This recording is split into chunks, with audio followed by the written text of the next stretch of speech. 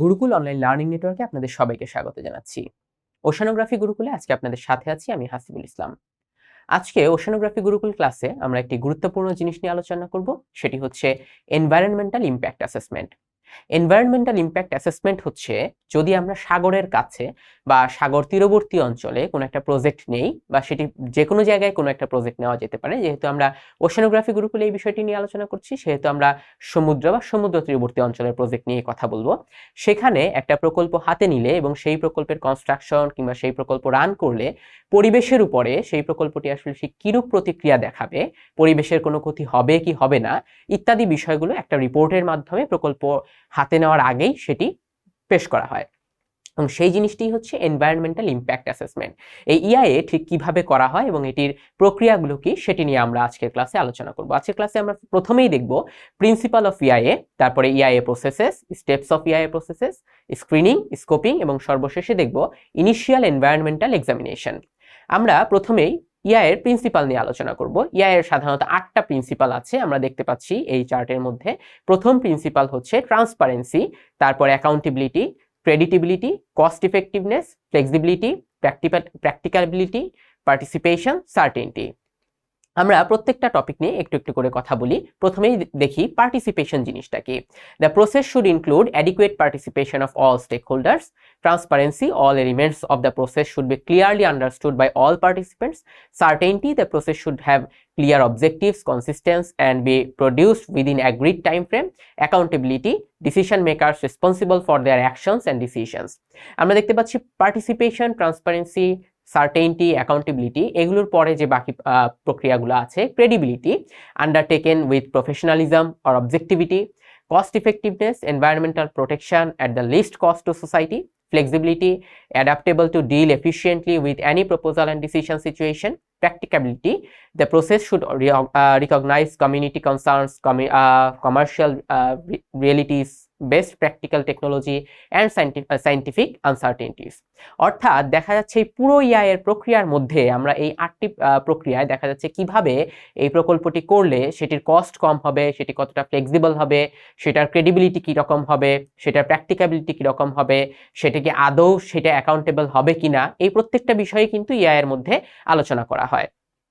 এবং এটি ইআইএর যে রিপোর্ট আছে সেই রিপোর্টের মধ্যে এই জিনিসগুলোর প্রতিফলনের মাধ্যমে এই প্রকল্প সম্পর্কে একটা বিস্তারিত ইভ্যালুয়েশন দেওয়া হয়। আমরা ইআইএর প্রসেস নিয়ে কথা বলবো, যে এই ইআইএর শুরু থেকে শেষ পর্যন্ত আসলে কিভাবে জিনিসগুলো সংঘটিত হয়, এটার যে হচ্ছে ফ্লো চার্ট সেটি আমরা দেখব। বলা হচ্ছে in EIA system there are sequence of activities implemented in project in a logical sequence and are termed as EIA process. প্রথমে দেখা যাচ্ছে আমরা যদি এই যে চার্টটা আছে, ফ্লো চার্টটা আছে, সেটির দিকে তাকাই। প্রথমেই বলা হচ্ছে প্রপোজাল আইডেন্টিফিকেশন। একটা প্রপোজাল সর্বপ্রথমে আইডেন্টিফাই করা হবে, এরপরে কি হবে, এরপরে সেটিকে স্ক্রিনিং করা হবে যে আমাদের এই প্রকল্পের জন্য আসলে আমাদের ইআইএ প্রয়োজন হবে কি হবে না। যদি দেখা যায় যে আমাদের কোনো ইআইএ প্রয়োজন হচ্ছে না, তাহলে আমরা দেখতে পাচ্ছি নো ইআইএ। সেক্ষেত্রে কি হবে, আমরা ইনিশিয়াল এনভায়রনমেন্টাল এক্সামিনেশন তখন আর করার প্রয়োজন নাই, তখন আমরা সরাসরি সেই প্রকল্পে চলে যেতে পারবো। এখন যে ক্ষেত্রে আমাদের স্ক্রিনিং করার পরে দেখা গেল যে এই প্রজেক্টের জন্য যে রিকোয়ারমেন্ট আছে সেখানে ইআইএ প্রয়োজন, সেই ক্ষেত্রে আমাদের ইনিশিয়াল এনভায়রনমেন্ট এক্সামিনেশন করতে হবে এবং সেখানে বলা হচ্ছে যে ইআইএটা প্রয়োজন, ইআইএ রিকোয়ার্ড। সেই ক্ষেত্রে আমরা তখন স্কোপিং করব এবং এরপরে ইমপ্যাক্ট অ্যানালাইসিস করব। তো এই স্কোপিং এর ক্ষেত্রে কিন্তু পাবলিক ইনভলভমেন্ট জরুরি হতে পারে, পাবলিকের কাছ থেকে মতামত নেওয়ার ব্যাপারগুলো আসতে পারে। অন্যান্য যে কোনো প্রক্রিয়ার ক্ষেত্রেও এই ইআইএর বাকি প্রসেসগুলোতেও আসতে পারে, কিন্তু এই ক্ষেত্রে এটি খুব জরুরি। এরপরে যখন ইমপ্যাক্ট অ্যানালাইসিস করা হবে, সেই তারপরে কি করা হবে, মিটিগেশন অ্যান্ড ইমপ্যাক্ট ম্যানেজমেন্ট। অর্থাৎ ইমপ্যাক্ট অ্যানালাইসিস করার পর দেখা গেল যে এখানে অনেক ধরনের সমস্যা হতে পারে, অনেক কিছু হতে পারে, তাহলে সেটি মিটিগেট করতে হবে, সেই সমস্যাগুলো সলভ করতে হবে। এরপরে আসতেছে ইআইএ রিপোর্ট। ইআইএ রিপোর্টের পরে সেই রিপোর্টটা যখন আসবে, সেই রিপোর্ট আবার রিভিউ করার জন্য, যেহেতু সেখানে পাবলিকের একটা ইনভলভমেন্ট ছিল, সেটা রিভিউ করার জন্য সেটা পাবলিকের কাছে যাবে অথবা অ্যাডমিনিস্ট্রেশনের কাছে যাবে। রিভিউর পরে সেটিকে ডিসিশন মেকিং এর মধ্যে আসবে। ডিসিশন মেকিং এর পরে ইআইএ যদি অ্যাপ্রুভ হয়, সেক্ষেত্রে সেখানে implementation and post EIA monitoring এর ব্যাপারগুলো আসবে। কিন্তু যদি ইআইএ অ্যাপ্রুভ না হয়, সেক্ষেত্রে আমরা দেখতে পাচ্ছি যে নট ইমপ্রুভ হলে এই টোটাল ইআইএ প্রসেসটাকে আবার রিডিজাইন করে আবার একই প্রক্রিয়ার মধ্যে দিয়ে এসে রিসাবমিট করতে হবে। কিন্তু যদি implementation and post EIA monitoring আসে সেই ক্ষেত্রে তখন এই ইআইএটা information from this process contributes to effective EIA in the ফিউচারে এই ইআইএ প্রকল্পটা এটিকে কাজে লাগানো হবে। এবার আসি ইআইএর এই প্রকল্পগুলোর প্রত্যেকটার স্টেপ বাই স্টেপ আমরা আরেকটু বিস্তারিতভাবে আলোচনা করি। প্রথমে আমরা দেখতে পাচ্ছি project screening. Not all development projects required EIA. Project screening will help to identify the ones that actually do. This section describes the various screening criteria. Screening করতে গেলে কি কি করতে হবে? প্রথমে full of comprehensive EIA required, limited EIA required আর no EIA required. অর্থাৎ একটা প্রজেক্টের মধ্যে, একটা প্রকল্পের মধ্যে আমার ইআইএ সম্পূর্ণভাবে একটা বিস্তারিত ইআইএ প্রয়োজন হতে পারে, অথবা সেখানে কোনো একটা লিমিটেড অংশের জন্য আমার ইআইএ প্রয়োজন হতে পারে, অথবা ইআইএ প্রয়োজন নাও হতে পারে। অর্থাৎ আমরা একটা প্রকল্পের মধ্যে ইআইএ করছি মানেই সেখানে ইআইএটা খুব বিস্তারিতভাবে সেখানে করা হচ্ছে, ব্যাপারটা সেরকম না। প্রজেক্টটা পরিবেশের জন্য ঠিক কতটুকু ভালনারেবল সেটার উপর ডিপেন্ড করে আমরা আসলে সেখানে একটা ইআইএ করে থাকি, এবং সেই ইআইএর মধ্যে হতে পারে সেখানে কোনো ইআইএ লাগছে না, অথবা লিমিটেড কিছু সেকশনের জন্য ইআইএ লাগছে, অথবা ফুল অফ কম্প্রিহেন্সিভ ইআইএ রিকোয়ার্ড হতে পারে।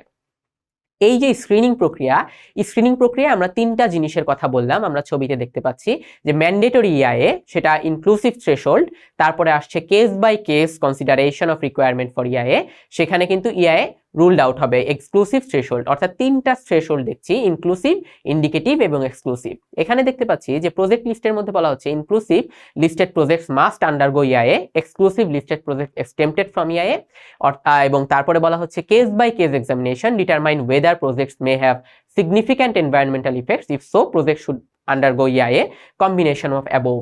আমরা যেটি নিয়ে কথা বলছিলাম সেটি এখানে আবার বলা হলো যে আমরা কোনো একটা প্রজেক্টের মধ্যে সেটি যদি এক্সক্লুসিভ হয় তাহলে সেখানে ইআই এর প্রয়োজন হবে না, কিন্তু যদি ইআই এর মধ্যে ইনক্লুসিভ হয় তাহলে সেই স্ক্রিনিং এ সেটি ইআই এর মধ্যে চলে আসবে। এবারে আমরা আসি স্কোপিং জিনিসটা কি, যেখানে আমরা বলেছিলাম যে সেখানে পাবলিকের রিলেশনও থাকবে। Scoping is a critical step in the preparation of an EIA as it identifies the issues that are likely to be of most important during the EIA and eliminates those that are of little concern. অর্থাৎ scoping হচ্ছে এমন একটা critical step ইআই এর মধ্যে যেখানে ইআই তৈরি করার সময় এটি বিভিন্ন ইস্যুকে আইডেন্টিফাই করে যেটি খুব গুরুত্বপূর্ণ এবং কোনগুলো গুরুত্বপূর্ণ নয়। অর্থাৎ স্ক্রিনিং এর পরে স্কোপিং করার পরে অবজেক্টিভ অফ স্কোপিং, আমরা বুঝতেই পারছি যে স্কোপিং এর অবজেক্টিভ আসলে কি হবে। এখানে বলা হচ্ছে identify the significant environmental conditions and resources which may be affected by the project, focus on the relevant environmental impacts to those environmental conditions and resource, eliminate irrelevant impacts of issues and eliminate or de-emphasize non-significant impacts। অর্থাৎ গুরুত্বপূর্ণ এবং অগুরুত্বপূর্ণ জায়গাগুলা scoping এর মাধ্যমে চলে আসবে। এর অবজেক্টিভের মধ্যে আমরা আরো কিছু জিনিসের মধ্যে আসতে পারি। Describe the extent and quality of information needed, list available sources of information, specify study methods or models to be used to generate new information, define reasonable alternatives for avoiding specific impacts which must be included in this EIS environmental impact statement, specify possible measures for mitigate potential impacts which must be discussed in the EIS। অর্থাৎ scoping এর শেষের দিকে এসে আমাদের একটা EIS লাগবে, environmental impact statement লাগবে, যে স্টেটমেন্টের মধ্যে আমরা বিভিন্ন গবেষণার মাধ্যমে, সেটি কোয়ালিটেটিভ হতে পারে, কোয়ান্টিটেটিভ হতে পারে, সেই গবেষণার মাধ্যমে আমরা কি করব, আমরা এই EIS এর টোটাল স্কোপিং এর মধ্যে আমরা যে ডাটাগুলো নিয়েছি এই ডাটাগুলো অ্যাভেলেবল থাকতে হবে, এবং সেটার গবেষণার মাধ্যমে, গবেষণালব্ধ ফলের মাধ্যমেই আমাদেরকে আসলে বুঝতে হবে যে এইখানে এই ইআইতে এই স্কোপিং এর মধ্যে আমাদের কোন জিনিসগুলো আমরা রাখবো, কোন জিনিসগুলো রাখবো না, এখানকার যে পরিবেশের যে রিসোর্স আছে সেগুলো আসলে ঠিক কিভাবে সেগুলোর ব্যবস্থাপনা করতে হবে।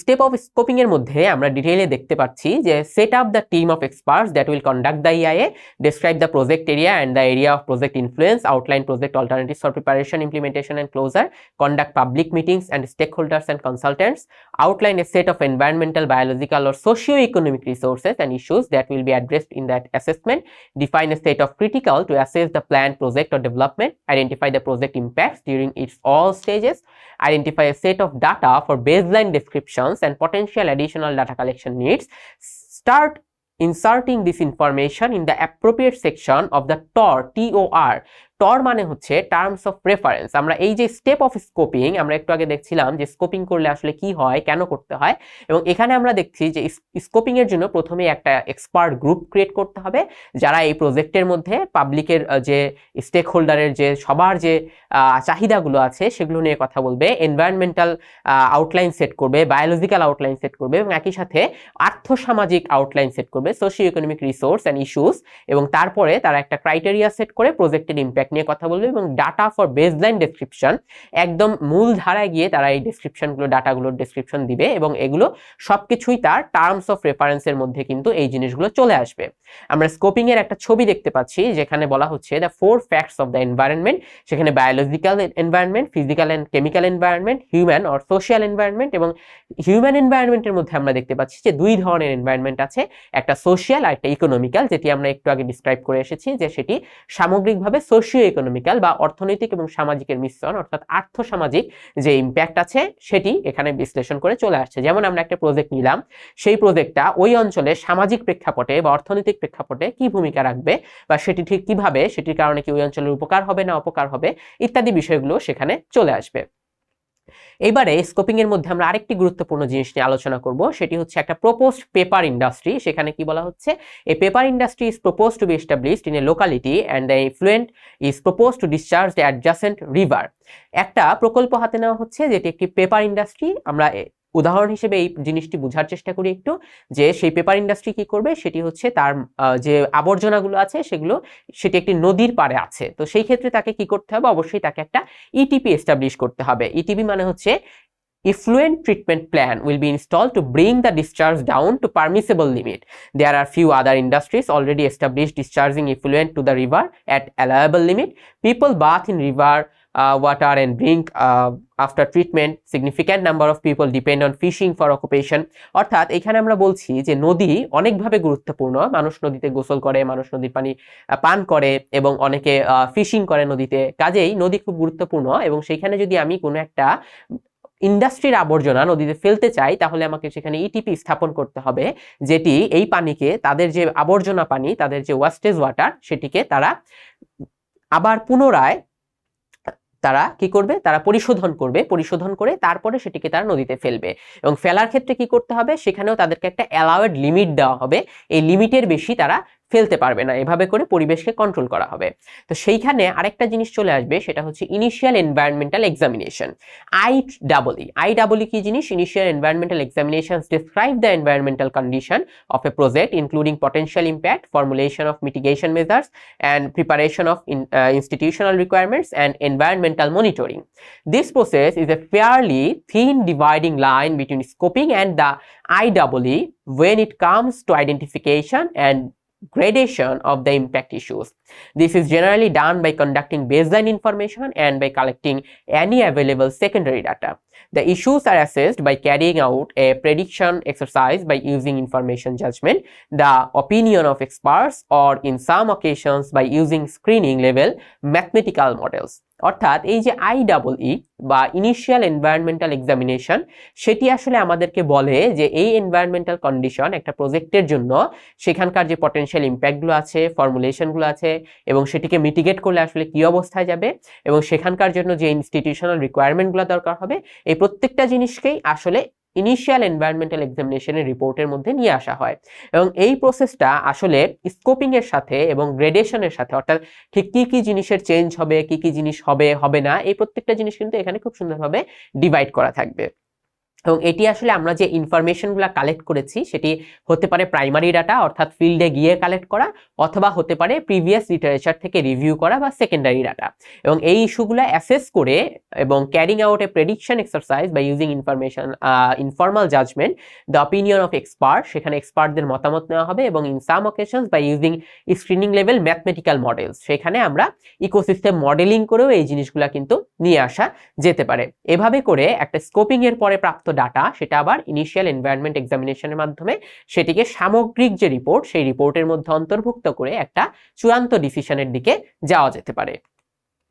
এবারে ইনিশিয়াল এনভায়রনমেন্টাল এক্সামিনেশন যে আইডাবলই স্টাডি, এটা আসলে কি কি রেজাল্টের উপর ভিত্তি করে আসে সেটি আমরা দেখি। যে brief description of the expected or predicted environmental changes due to the project, measures or procedures that cover to be implemented to avoid or reduce the impacts on the environment, examination of alternatives including the proposed action and no action, additional study requirements, regulatory requirements and other coordination requirements for the detailed EIA if required।